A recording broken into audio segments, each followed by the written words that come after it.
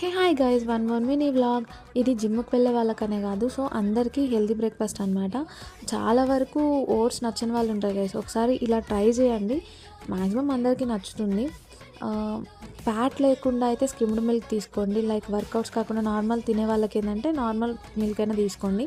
చిన్న బౌల్లో సబ్జా seeds add చేసుకోండి గైస్. నానబెట్టండి అనమాట ఒక 5 minutes ముందు.